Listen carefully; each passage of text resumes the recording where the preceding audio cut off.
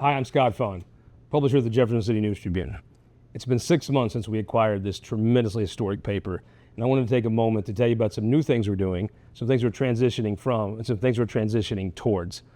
First of all, I want to tell you the announcement right up front. On July 18th, we will no longer have a Saturday or July 20th, a Monday edition. We've worked very hard the last 6 months to provide you some new ways to reach folks. The NT Daily that you see from this very set every morning, the JCNT magazine, which you see a new one come out, will be out this weekend for everyone downtown.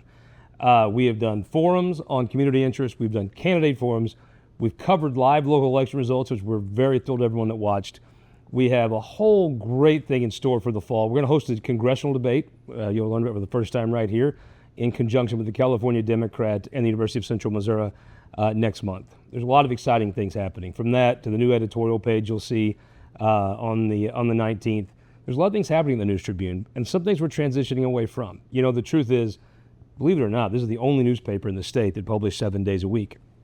And I'm a believer that when you're the only one doing something, you're either an innovator or you're left behind.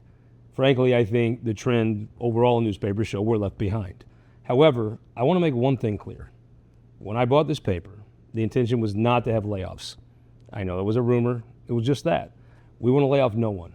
Actually, we want to add. The fact of the matter is we're going to produce more news in 2026 than we did in 2025. We're just going to bring it to you differently.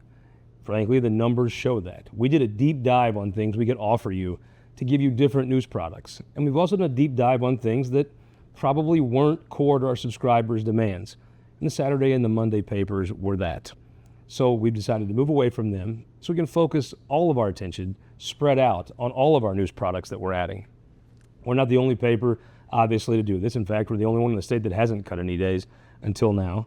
And I just want you to know, we will be covering the exact same amount of stories with the exact same newsroom. They'll all be available in the paper, just 5 of them instead of 7. And every day they'll be on newstribune.com.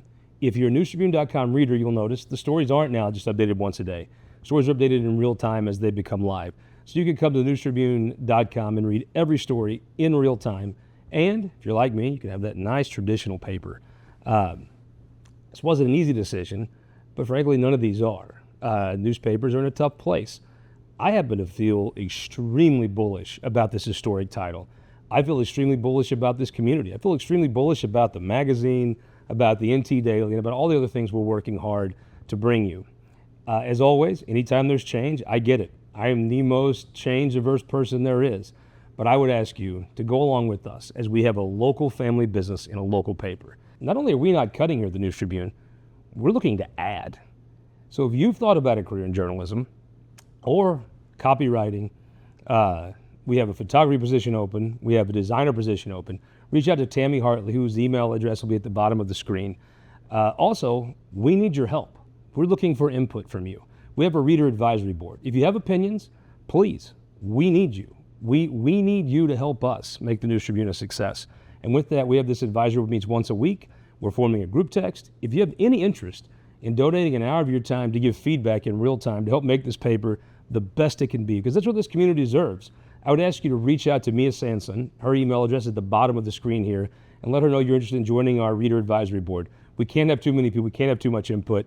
We need you. And as always, as the day I bought this newspaper, if you have thoughts about this or anything else in the newspaper, I'm the easiest guy in town to get a hold of. Our new location is at 225 Madison Street, and my cell phone is 573-429-5770, which you'll see on the bottom of the screen here. Call or text anytime. I'll do everything I can do to get back to you. Thank you so much for allowing us to serve you at the News Tribune. We'll see you this weekend downtown, and as always, isn't it great to live in Jefferson City?